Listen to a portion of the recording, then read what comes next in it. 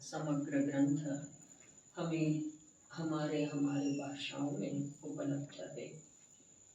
इधर यथार्थ देव शास्त्र गुरु का निर्णय श्रद्धा हुए बिना सम्यक दर्शन नहीं होता, और सम्यक दर्शन हुए बिना जीव को सुख के मार्ग प्राप्त नहीं होता। सम्यक दर्शन के अभाव में आगम ज्ञान भी सुख देने में समर्थ नहीं, और चारित्र भी कैसा चारित्र, जिनागम में जो निरूपित है वह चारित्र भी जीव को सुखी नहीं बना सकता। सम्यक दर्शन अर्थात आत्मा की अनुभूति। आत्मा की अनुभूति के बिना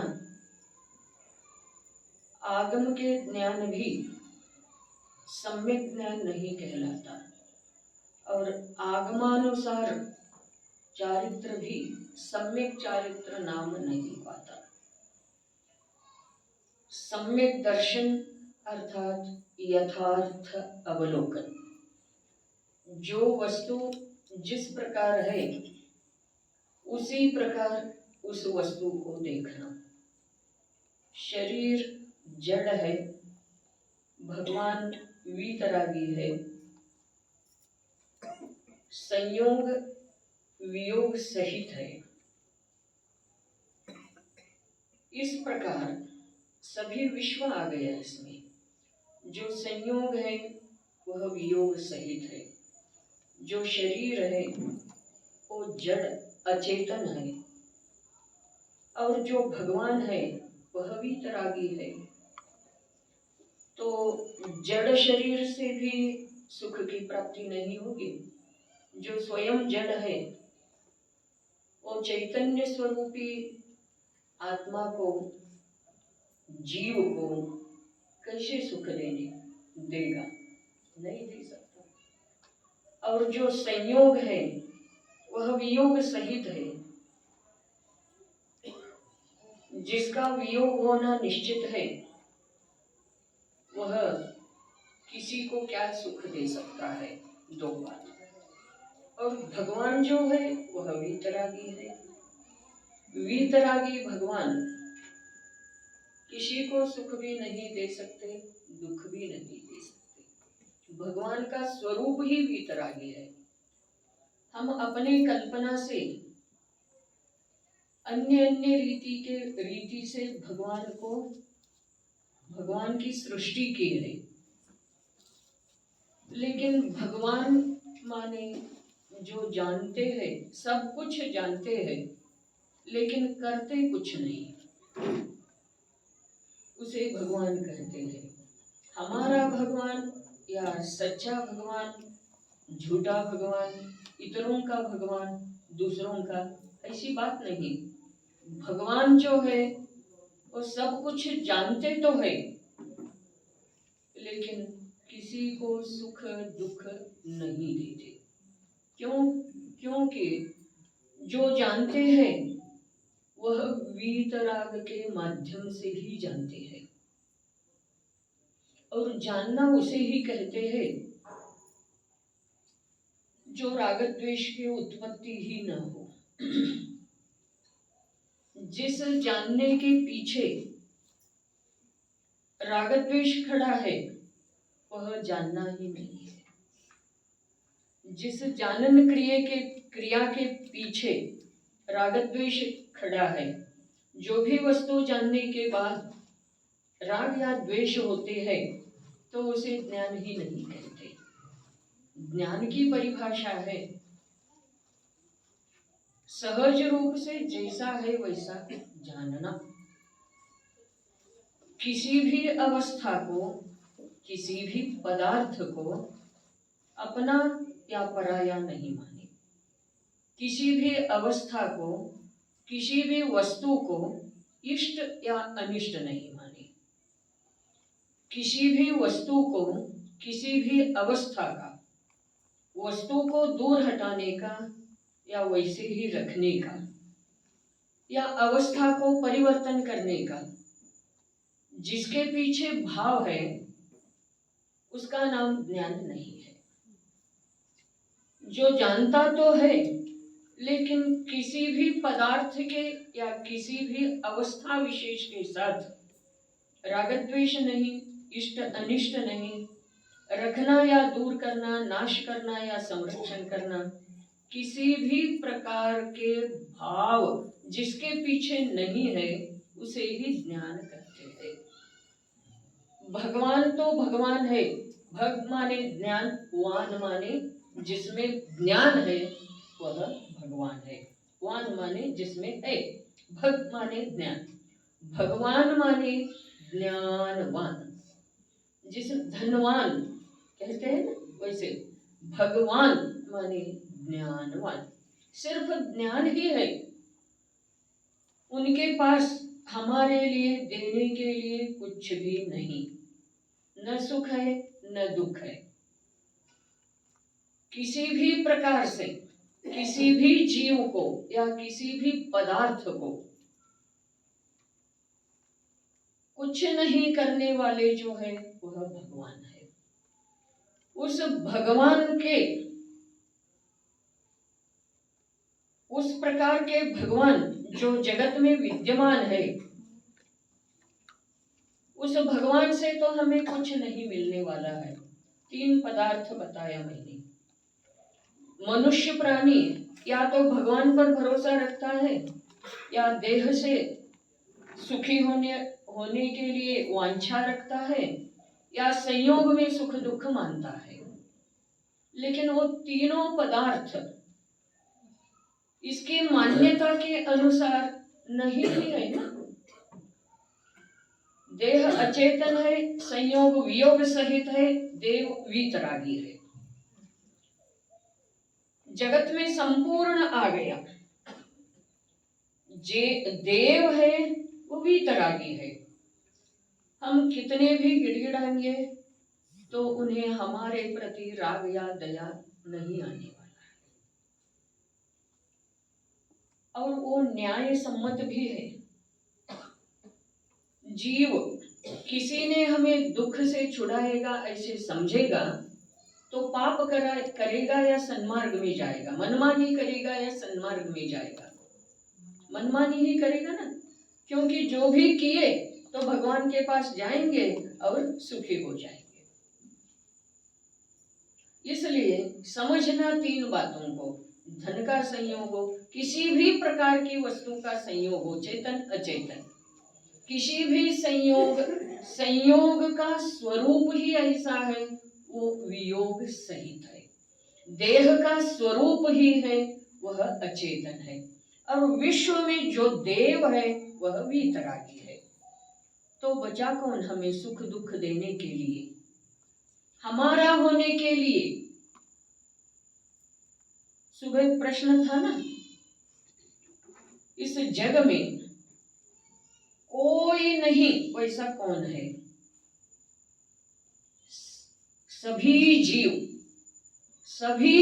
वैसा ही है। कौन है? भ्रांति से मानता है। ನಿನ್ನವರೆನ್ನವರೆನ್ನುವುದೆಲ್ಲ ಸುಳ್ಳಿದೆ ಲೋಕದ ವ್ಯವಹಾರ, ತನು ಸಂಬಂಧಿ ಪರಿಜನರೆಲ್ಲ ಈ ದೇಹವೇ ನನ್ನಿಂದಿದೆ ಬೇರೆ। निन्नवर हमारा तुम्हारा, बोलना सब कुछ क्या है? असत्य है, झूठे है। तनु संबंधी परिजनरेल्ला, तनु संबंधी इस शरीर के साथ संबंध है। माँ किसकी, बाप किसका, भाई किसका, बहन किसकी, पत्नी किसकी, बेटा बेटी संतान किसकी, धन किसके? धन किसका? शरीर के। जब शरीर नहीं, इस शरीर को यहीं छोड़कर आत्मा चला जाता है तब क्या क्या ले जाता है? जब माँ के गर्भ में जीव आता है तब क्या क्या लेके आता है? सिर्फ अपने किए हुए पाप या पुण्य को लेकर आता है और उसी को भोगना पड़ता है। जो लेकर आया है उसी उसका भोग करता है।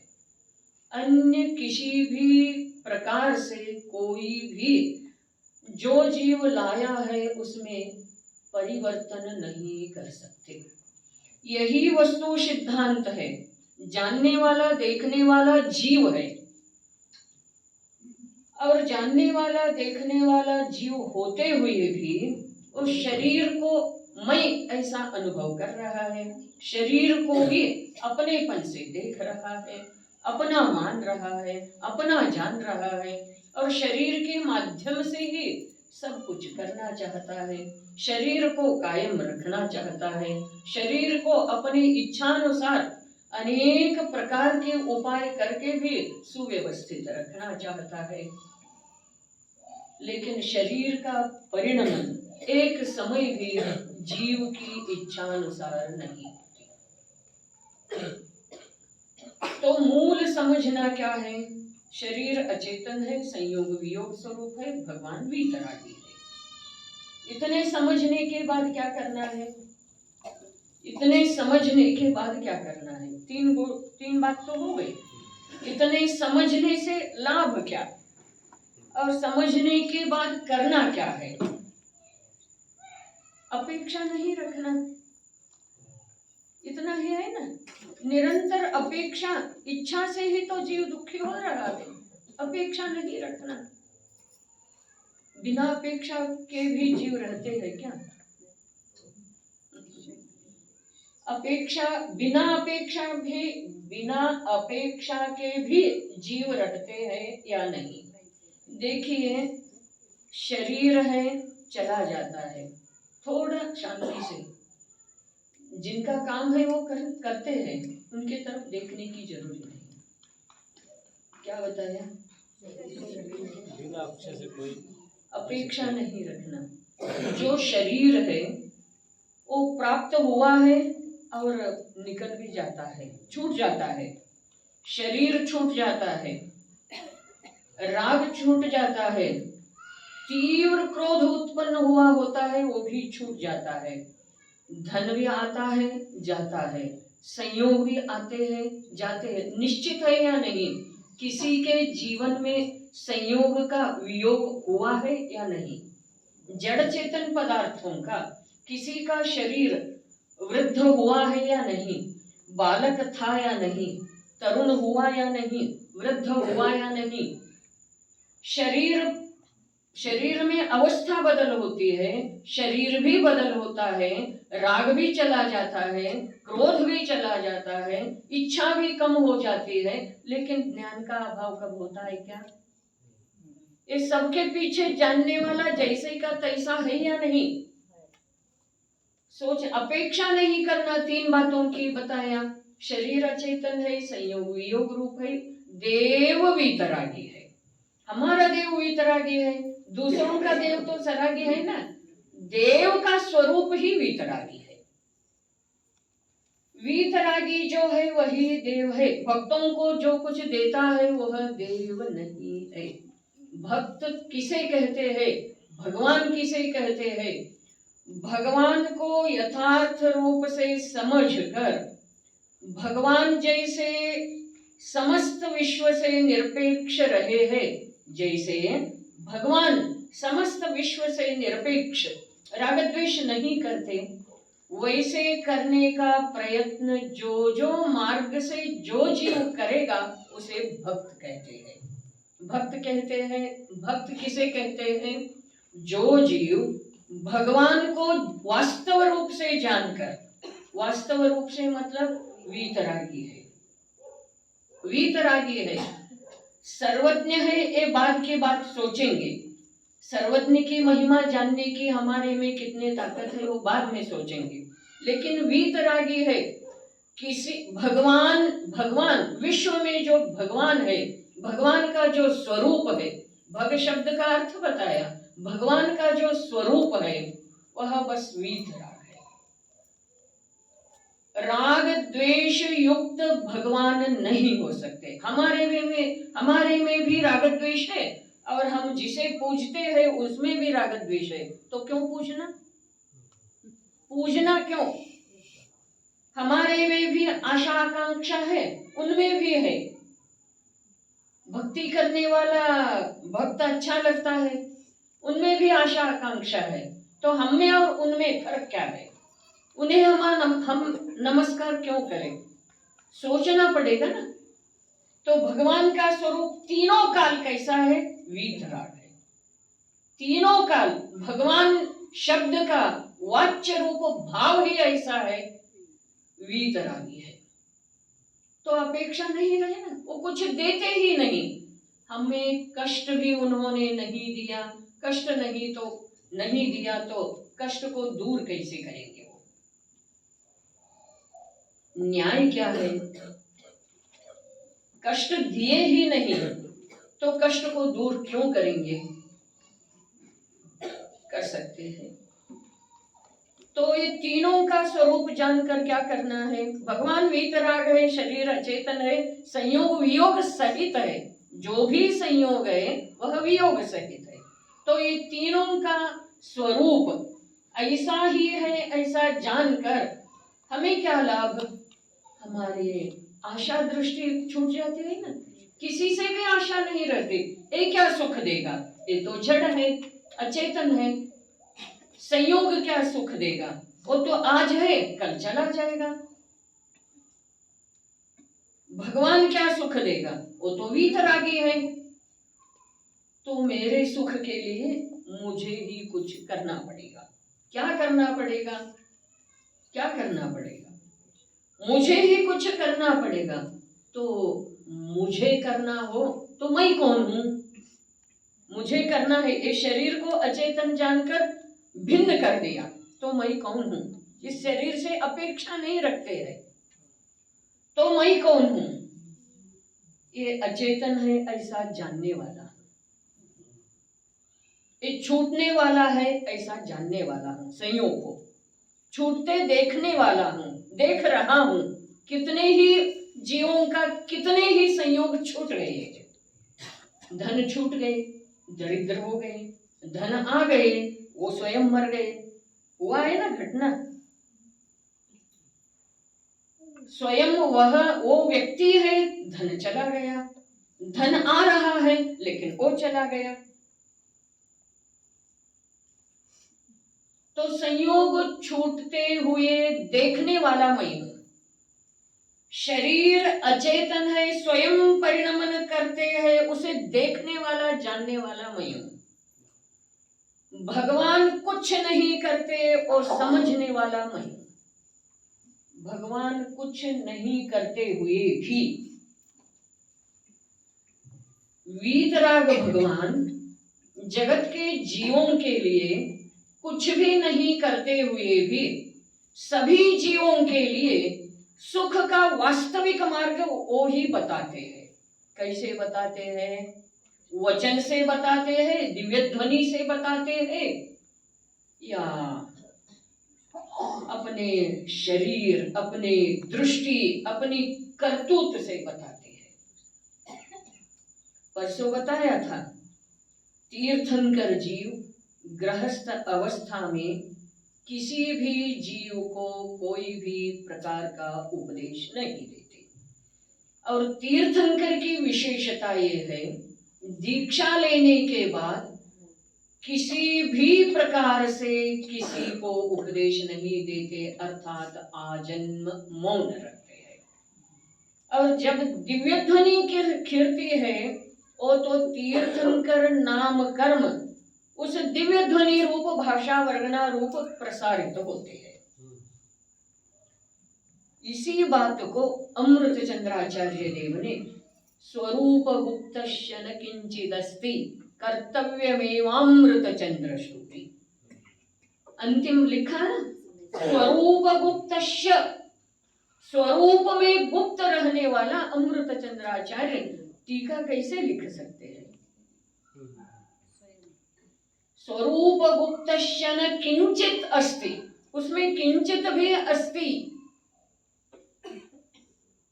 हुआपना उसमें कुछ भी नहीं है। मुनिराज कैसे ग्रंथ लिखते हैं? अब आपका प्रश्न का भी थोड़ा उत्तर आ जाएगा। थोड़ा माने उसके लिए ही है ये। मुनिराज कैसे लिखते हैं, शुद्धोपयोग में लिखते हैं या शुभोप में, आगम पर आएंगे। अब मुनिराज लिखते हैं ये सच है ना, मुनिराज लिखते हैं ये सच है। हम लिखते हैं, अरे लिखते हैं ना हम। इच्छा है जीव का, मेरा, और हाथ कांप रहा है, कैसे लिखूं, पैरालिसिस हो गया है, कैसे लिखते हैं। जीव लिखता है या शरीर लिखता है, या केवल इस जीव के विकल्प के निमित्त से स्वयं भाषा वर्गना शब्द रूप हो जाता है। वस्तु स्वरूप को आज मानो, कल मानो, 10 साल बाद मानो, 10 भव के बाद मानो, अनंत भव के बाद मानो, माने बिना सुख शांति नहीं मिलेगा और मोक्ष मार्ग में प्रवेश नहीं मिलेगा। मुनिराज ग्रंथ लिखते हैं, जब लिखते हैं सारा जगत तो बोलता है, शुभोपयोग में आने के बाद मुनिराज ग्रंथ लिखते हैं। लेकिन शुभोपयोग में वे कब आते हैं, मुनिराज शुभोपयोग में कब आते हैं। अरे हर अंतर्मुहूर्त में शुभ शुद्ध झूला है ना, 7वें 6वें गुणस्थान, 7वें गुणस्थान में भी वो स्थिर नहीं है, 6ठे गुणस्थान में भी स्थिर नहीं है। 7वें गुणस्थान में स्थिर रहेंगे तो केवल ज्ञान हो जाएगा, 6ठे गुणस्थान में स्थिर रहेंगे तो 5वां, वही रहेंगे तो 4था, वही रहेंगे तो पहला गुणस्थान में आ जाएगा। टोडरमल जी ने मुनियों के स्वरूप या अरहंतों के स्वरूप बताते हुए भी क्या वाक्य का प्रयोग किया, जो विरागी होकर, जो विरागी होकर शुद्धोपयोग रूप मुनि धर्म का अंगीकार।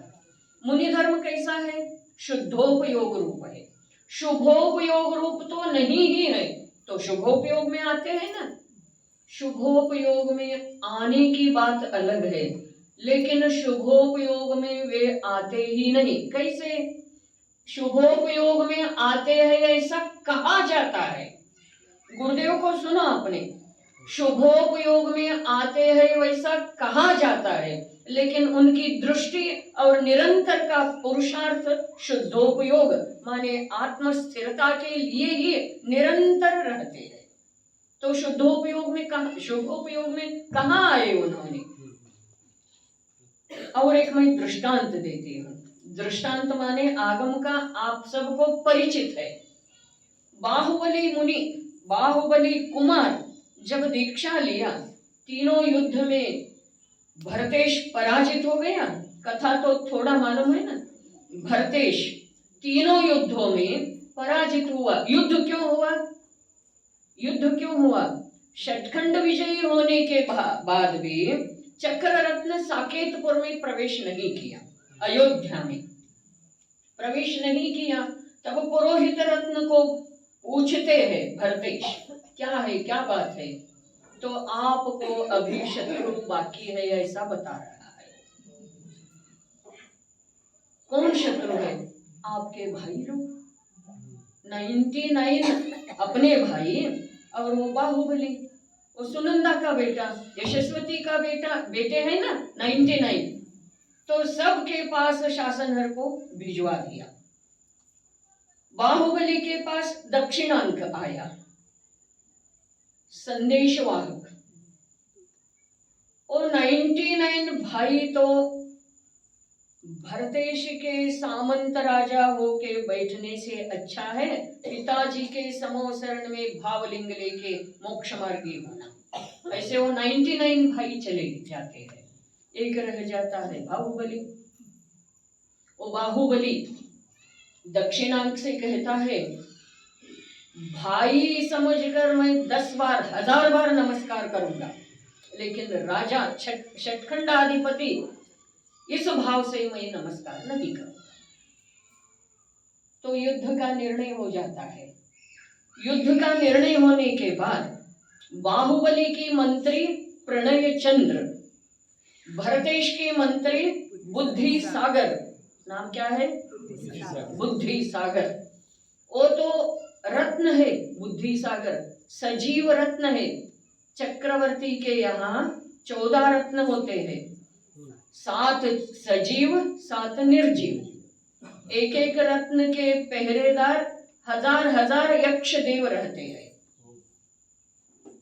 एक एक रत्न 14 रत्न है, 9 निधियां है, 9 निधि 9 निधियां है। उस हरेक निधि के लिए हजार हजार यक्ष रक्षक है, और 14 रत्न के लिए भी हजार हजार यक्ष रक्षक है। 7 तो सजीव रत्न है, उसमें से एक है बुद्धि सागर मंत्री। तो युद्ध का निर्णय हो जाता है। इधर बाहुबली पौदनपुर नरेश, इधर षटखंडाधिपति भरतेश।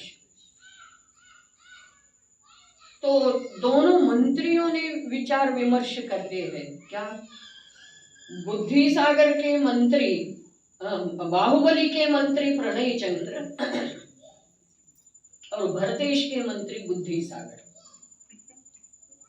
विचार विमर्श करते हैं। एक एक सैनिक, बाहुबली के एक एक सैनिक को भरतेश के 10-10 हजार सैनिक आ रहे हैं सामने। युद्ध करेगा तो ऐसा करना पड़ेगा। एक सैनिक है, उसके सामने 10,000 सैनिक है भरतेश के, तो युद्ध कैसे होगा? ये तो अन्याय है। ऐसे वो दोनों मंत्रियों ने निर्णय करके, वो दोनों तो चरम शरीरी है। कौन? भरतेश और बाहुबली। मंत्रियों को पता है वो दोनों चरम शरीरी है। मंत्री भरतेश और बाहुबली, वो तो मरेंगे नहीं। सेना क्यों मरे? तो निर्णय होता है वो दोनों करे युद्ध। वो कैसा युद्ध करेगा? दृष्टि युद्ध, जल युद्ध, मल्ल युद्ध।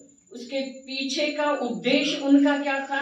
मंत्रियों का, वो दोनों निगाहें एक हो जाएंगे तो भातृवात्सल्य प्रेम जागृत हो जाएगा। जल युद्ध कर रहा है।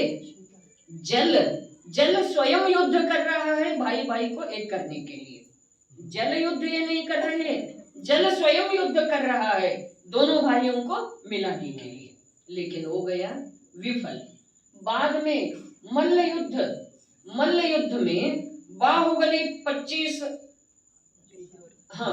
योजन ऊंचा, इससे 25 धनुष, ये 500 धनुष भरतेश और वो 125 धनुष बाहुबली ने क्या किया? मल्ल युद्ध में भी ऐसे भरतेश को दोनों हाथों से ऊपर, पर्वत को जैसे उठाते हैं वैसे उठा दिया। तो उनके अंदर भ्रातृवात्सल्य जागृत हुआ। बड़ा भाई है ऐसा भाव जागृत हुआ।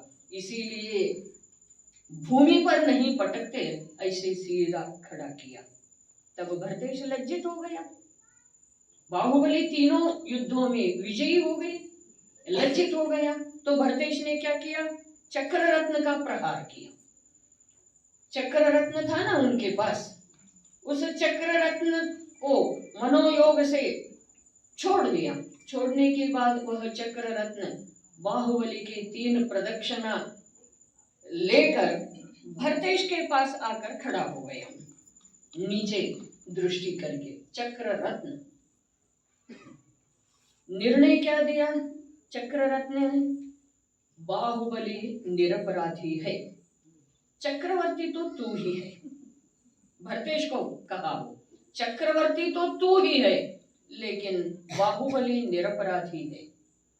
इसके पीछे आगमकार व्याख्यान करने वाले ये भी बताते हैं, अपने कुल के जो संबंधी है उन पर चक्र रत्न प्रहार, चक्र रत्न का प्रयोग विफल होता है, ऐसा भी कहना है। लेकिन मूल बात ये है, बाहुबली निरपराधी था। क्यों निरपराधी था? बाहुबली के लिए भरतेश का कोई भी राज्य वगैरह के विषय में वांछा नहीं थी। इनको चक्रवर्ती होना था ना, भरतेश को चक्रवर्ती होना था, इसलिए वो बाहुबली से नमस्कार कराना चाहता था। तो चक्र रत्न का निर्णय क्या हुआ? बाहुबली निरपराधी है। इतने चक्र रत्न का प्रयोग होने के बाद भाई के प्रति जो प्रेम जागृत हुआ था बाहुबली के मन में, वो प्रेम अब वीतराग के भाव में, राग जागृत हुआ था, अब वीतराग के रूप में वो परिवर्तित हो गया। इसलिए गोमट दर्शन नाम के एक किताब है, पिताजी ने स्वयं लिखा है, उसमें उन्होंने लिखते हैं बाहुबली का विराट व्यक्तित्व कैसा है, बाहुबली का विराट व्यक्तित्व कैसा है। चक्रवर्ती न होते हुए भी चक्रवर्ती को जीत लिया। चक्रवर्ती होने का पुण्य नहीं, चक्रवर्ती होने के लिए चक्र रत्न का, आयुधागार में चक्र रत्न का उत्पत्ति होना जरूरी है। चक्रवर्ती न होते हुए भी चक्रवर्ती को जीतने वाला हो गया। तीर्थंकर न होते हुए भी तीर्थंकर से पहले मोक्ष चला गया बाहुबली। इतना स्वाभिमानी, स्वाभिमान का मूर्ति ही है गोमट माने। एक इसलिए मैंने बताया, बाहुबली के जीवन में जब दीक्षा लिया 1 साल तक खड़े हो गए। उसके लिए भी कथा बनाते हैं लोग। 1 साल होने के बाद भी उन्हें केवल ज्ञान नहीं हुआ, इसलिए उनके मन में शल्य था। भरतेश जाके नमस्कार किया, तब उन्हें केवल ज्ञान हुआ। ये सब कथा निरर्थक है। 1 साल केवल ज्ञान नहीं हुआ, इसमें क्या दोष है? 1000 साल तो पिताजी को हुआ नहीं था ना, आदिदेव को 1000 साल हुआ नहीं केवल ज्ञान। उसके लिए कौन सा शल्य था आदिदेव के मन में?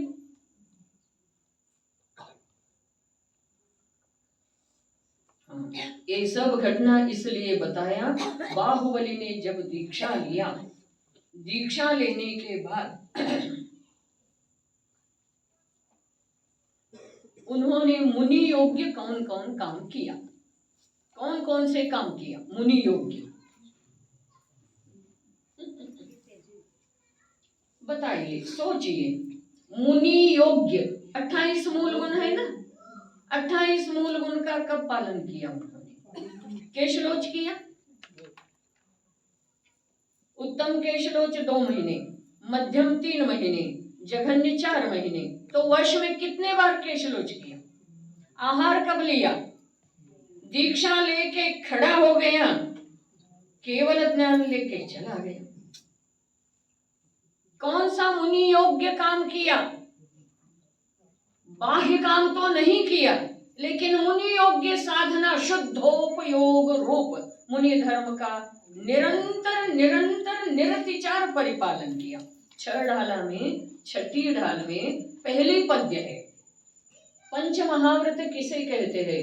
निरुत चित स्वरूप आत्मदी इरुवरल्ली मग्नವಾಗಿ ಈತೆರಡಿ पंच महाव्रतव परिपालिपरु अवरु। पंच महाव्रत किस तरह? निरुत, निरंतर चित स्वरूपी आत्मा में निमग्न रहना भी पंच महाव्रत का परिपालन है। देखिए, पंच अणुव्रत तो अणुव्रत ही है,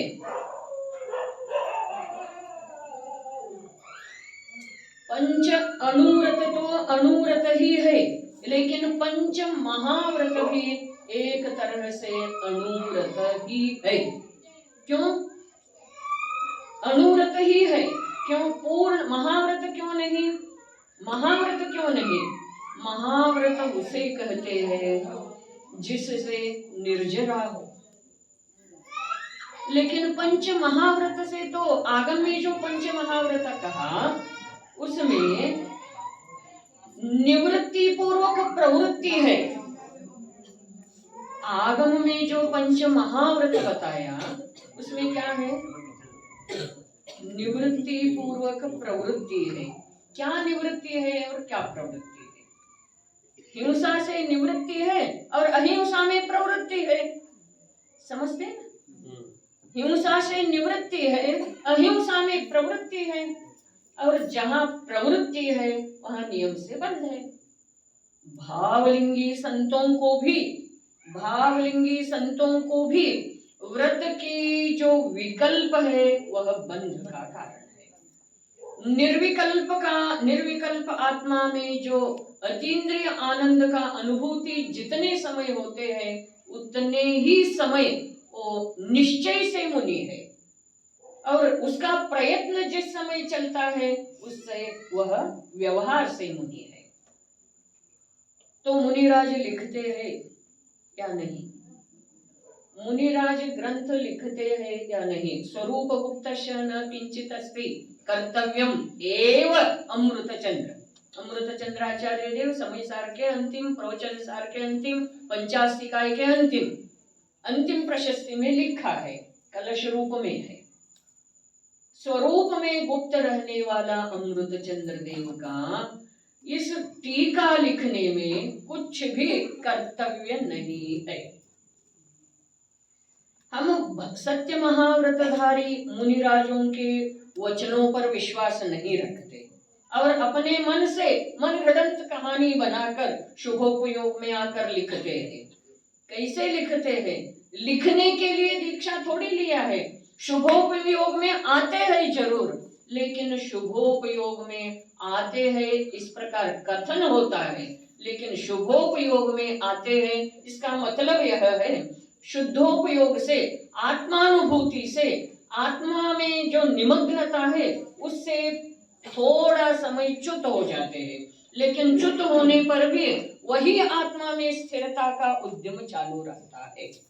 इसलिए शुभोपयोग में मुनि आते ही नहीं, और ग्रंथ रचना करने की तो बात ही नहीं। ग्रंथ रचना होता है या नहीं? होता है, लेकिन कब होता है? कब होता है?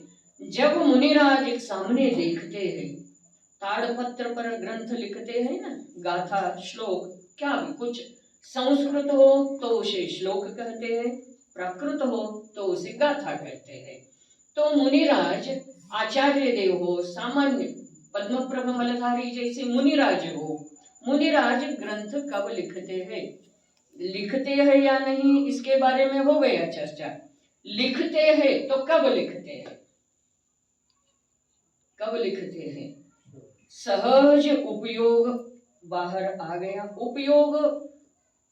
उपयोगमय आत्मा से च्युत होने के बाद भी आंख खोलकर बाहर देखे ऐसा नियम नहीं। एक बात, शुद्धोपयोग से च्युत होने के बाद भी आंख खोलकर बाहर के जगत को देखे ऐसा नियम नहीं। योगायोग से आंख खुल गया और सामने ताड़पत्र रखा हुआ देखा। कौन रखता है? श्रावक लोग रखते हैं।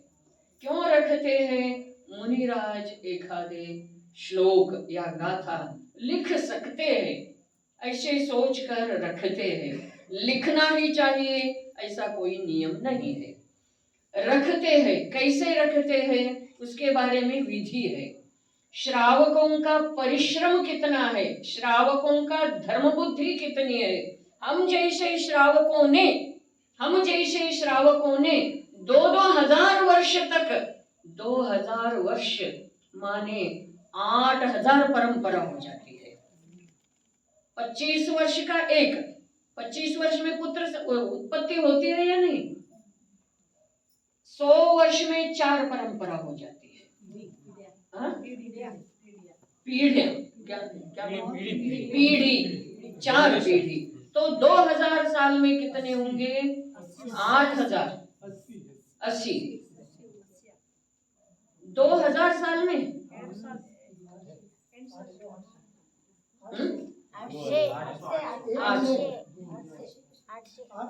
800। ये बच्चा बोलता है तो अच्छा है। 800 है ना, 800। तो 800 परंपरा ये शास्त्र सुरक्षित कौन रखा? हम जैसे श्रावकों ने। हम जैसे मानना वास्तव में सही नहीं है। हम शास्त्र की सुरक्षा के लिए हर एक जीव क्या कर रहा है वो जाने दो बात। ग्रंथ कैसे रचना होता है और ग्रंथ कैसे रखते हैं। ताड़पत्र श्रावकों ने रखते हैं। वो ताड़पत्र कैसे है?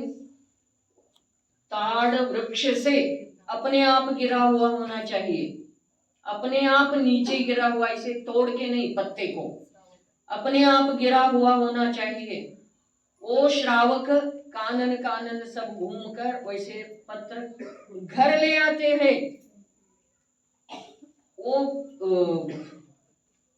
लेने के बाद तक्षण उसमें लिखना नहीं होता।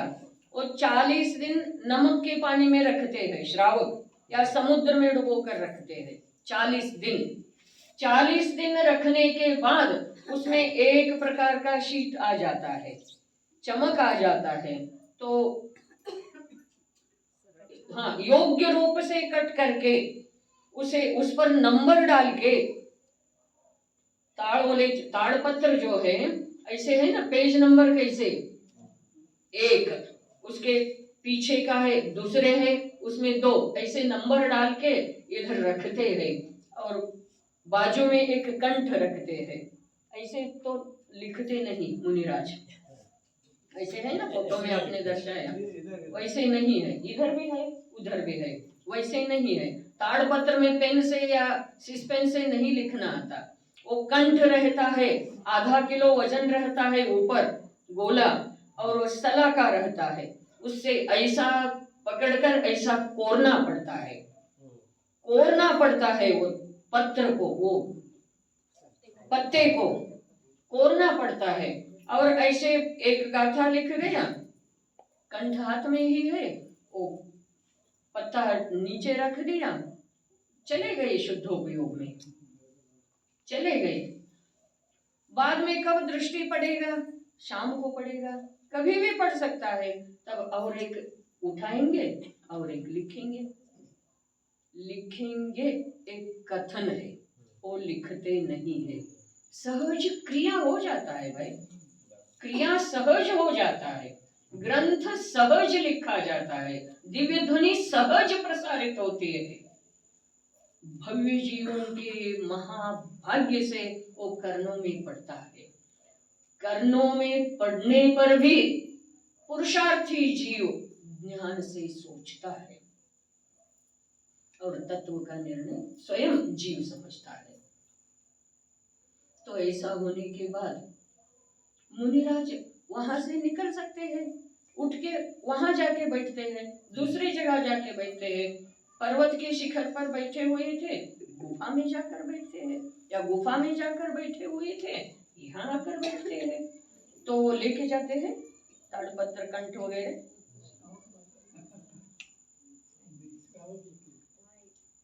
तो श्रावक वैसे ही बैठे रहते हैं। श्रावक सुबह दोपहर शाम को चक्कर काटते रहते हैं, आकर देखते हैं मुनिराज ने क्या लिखा है। क्या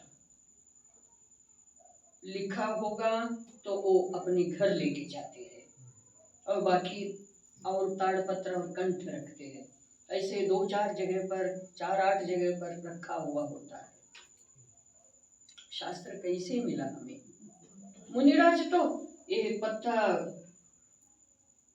हाँ हवा से उड़ जाएगा ऐसा भी विकल्प नहीं आता। उसके ऊपर एक ऐसा पत्थर लेके रख दिया, वैसा नहीं। तो ग्रंथ मुनिराजों ने लिखा या श्रावकों ने लिखा? ग्रंथ हमारे हाथ में अब मिले हैं, श्रावकों के परिश्रम से लिखे मिला है या मुनिराज के परिश्रम? मुनिराज तो परिश्रम कुछ किए ही नहीं। इसीलिए बाद का जो प्रतिलिपिकार रहते हैं ना, प्रतिलिपिकार, एक आध 10-12-100-200 गाथा या श्लोक मिलेंगे तो वो और एक प्रति करके साधरियों में बांट लेते थे।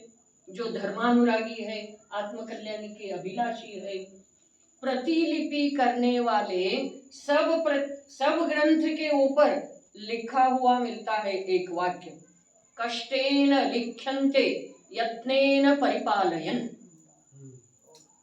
कष्टेन लिख्यन्ते यत्नेन परिपालयन्।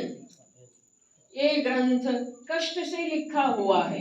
कष्ट से माने अपना कष्ट नहीं बताते हो, अपना कष्ट नहीं दिखा रहे, लिखना ही कठिन है मुनिराज।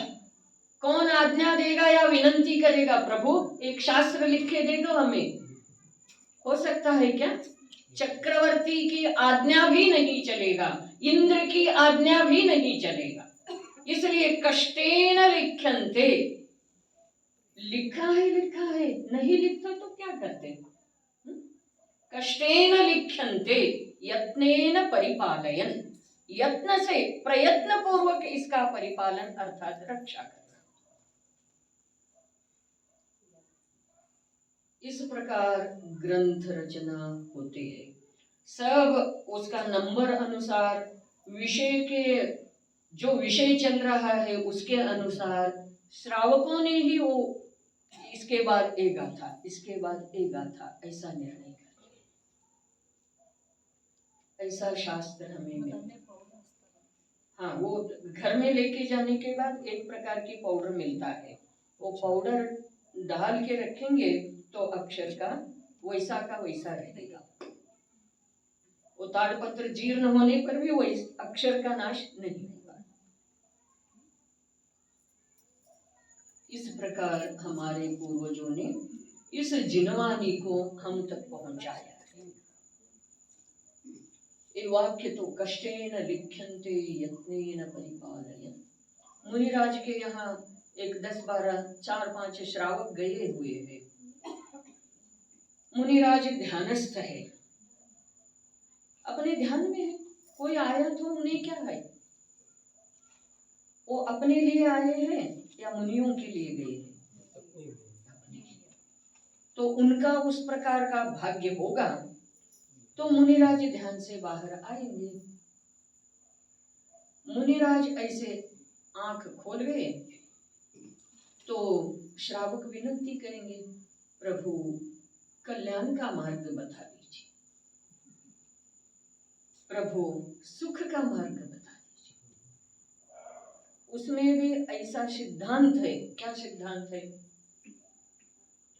श्रावकों ने बता दिया, विनती कर दिया और ऐसे ही हाथ जोड़ के रहते हैं, ऐसे ही हाथ जोड़ के सामने बैठे हुए रहते।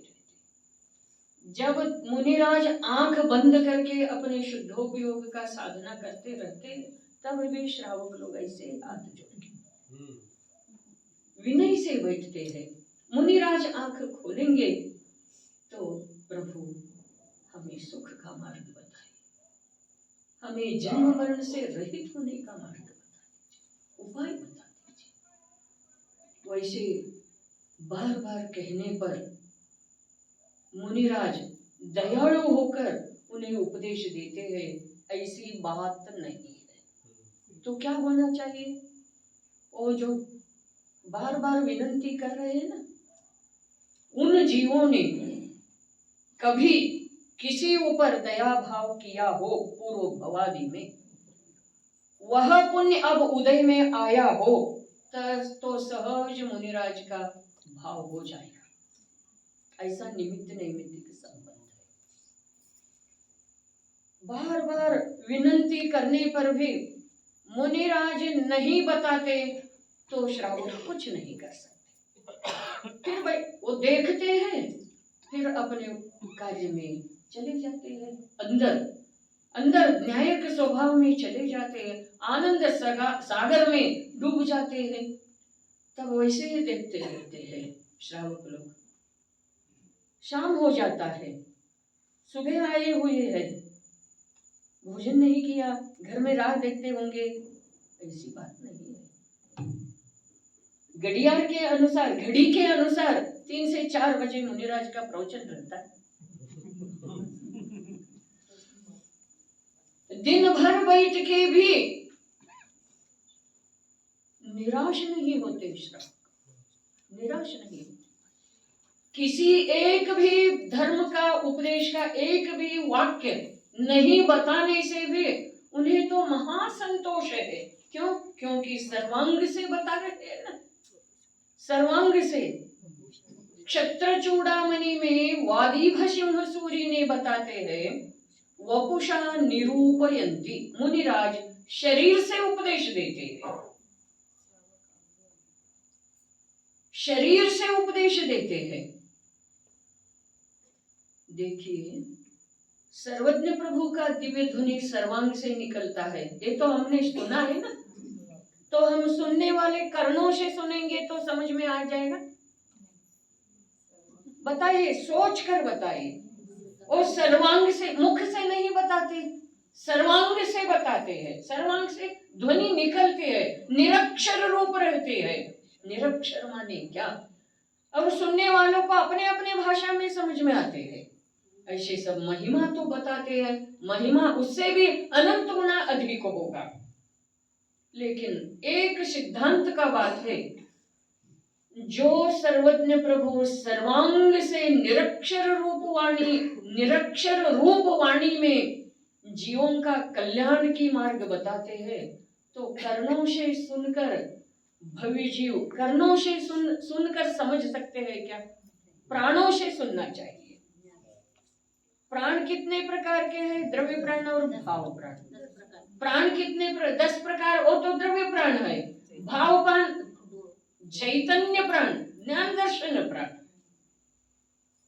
तो इसीलिए मराठी में एक म्हण है, कानणारे ऐकणारे श्रोते, प्राणाने ऐकणारे श्रावक।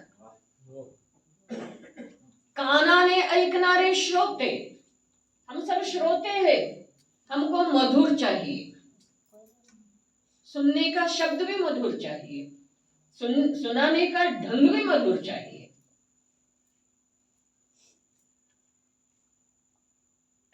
दिव्य ध्वनि तो मधुर मधुर ही है, मिष्ट मिष्ट ही है।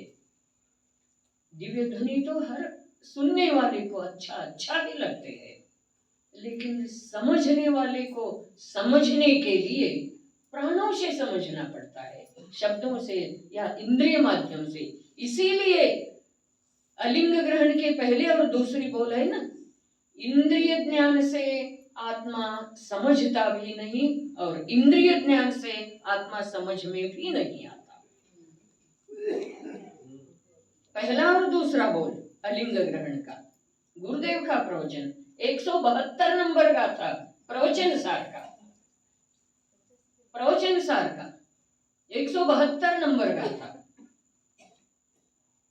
अरसमरूवम गंधम औवत्तम चेदना गुणमसत्तम। जान अलिंग गगन, लिंग माने चिन्ह, किसी भी चिन्ह से आत्मा दिखाई नहीं देता, किसी भी चिन्ह से आप आत्मा को समझाया नहीं जाता। इसलिए आत्मा ज्ञान स्वरूप है, निरालंबी ज्ञान से ही वो समझ में आएगा। निरालंबी ज्ञान, इंद्रिय अवलंबित या कर्मावलंबित, क्षयोक्षम ज्ञान कैसा है? कर्मावलंबित है, लेकिन कर्मावलंबित होने पर भी क्षयोपशम है ना। कितने प्रकार के ज्ञान है? मति ज्ञान, श्रुत ज्ञान, अवधि ज्ञान, मन पर्याय ज्ञान, केवल ज्ञान। लेकिन मति, श्रुत, अवधि, इन सब के आगे क्या है? ज्ञान ज्ञान ज्ञान ज्ञान। तो ज्ञान से ज्ञानमय आत्मा समझ में आता है, मति ज्ञान से नहीं। मति ज्ञान तो क्या है? तद इंद्रियान इंद्रिय निमित्तम, तत्वार सूत्र में है ना, तत् इंद्रिय और अनिंद्रिय अर्थात मन का निमित्त से होता है। इसीलिए इंद्रिय के माध्यम से या मन के माध्यम से आत्मा समझ में नहीं आता। इंद्रिय के माध्यम से सुनते हुए भी, मन के माध्यम से सोचते हुए भी ज्ञान जब निरालंबी होता है तब आत्मा समझ में आता है। इस प्रकार ग्रंथ रचना की बात है। ग्रंथ की संरक्षणा, हम मुल्तान नगर की कथा सुनते हैं ना। मुल्तान नगर वाले जब जयपुर आ गए, मुल्तान आदर्श नगर बनाया है ना जयपुर नगर में, आदर्श नगर कह के एक विभाग ही है, वो सब मुल्तान नगर से आए, पाकिस्तान मुल्तान नगर से। उधर इतने जैनी लोग थे जिन बिंब और जिन श्रुत विमान में भर दिया। विमान में भरने के बाद पायलट बोल रहा है इतना वजन नहीं उठा सकेगा विमान। तब वह श्रावक लोग कहते हैं, वह धर्मात्मा लोग कहते हैं हम यहाँ रहेंगे, लेकिन हमारे देव और शासन भारत पहुंचना चाहिए। देखता हूं ऐसे कहने के बाद विमान उड़ गया। चमत्कार नहीं होते? होते हैं, श्रद्धा का चमत्कार है, भगवान का नहीं, वो भी श्रद्धा, अपनी श्रद्धा का। प्राण जाने, अब आजकल तो ऐसा चल रहा है हमारे यहाँ, एक गांव में, एक घर में, हमारे बात तो पढ़ने वाले हमारे घर में कोई नहीं है, इन सब शास्त्रों का क्या करें, क्या करें, इन सब शास्त्रों का क्या करें, बड़ा चिंता हो रहा है। अरे तुम्हारे घर में सब व्यसनी है, धन को क्यों इकट्ठा कर रहे हो तुम? जब तक आप है तब तक सुरक्षा, संरक्षण करो ना। जिनवानी को पहले घर से निकालना चाहते हैं लोग, क्यों? वो हमारे पूर्वज ऐसे किया होता तो इस प्रकार का शास्त्र हमें पढ़ने को मिला होता। क्यों जिनवानी के बारे में अनादर? अब कोई शास्त्र लेता ही नहीं, क्यों? सब वो टैबलेट में आता है ना, वही खोल के बैठते हैं। लेकिन श्रुत आसन लगा के, श्रुत पीठ रख कर, आगम उस पर, परमागम आगम ग्रंथ उसमें रख कर पढ़ेंगे तो ही शास्त्र स्वाध्याय का मजा आ जाएगा, लाभ भी हो जाएगा। विनय नहीं तो विद्या नहीं, विद्या विनय न शोभते। और लौकिक विद्या के बारे में इतना कंडीशन है, वो तो ये तो आध्यात्मिक विद्या, त्रिलोक पूज्य विद्या है, अलौकिक विद्या है, अनंत दुख को मिटाने वाला विद्या है। वो तो विद्या काम आएगा या नहीं आएगा मालूम नहीं। 25-25 साल ग्रेजुएट होने के लिए बिताते हैं, लेकिन ग्रेजुएट होने के बाद भी निरुद्योगी रखते हैं।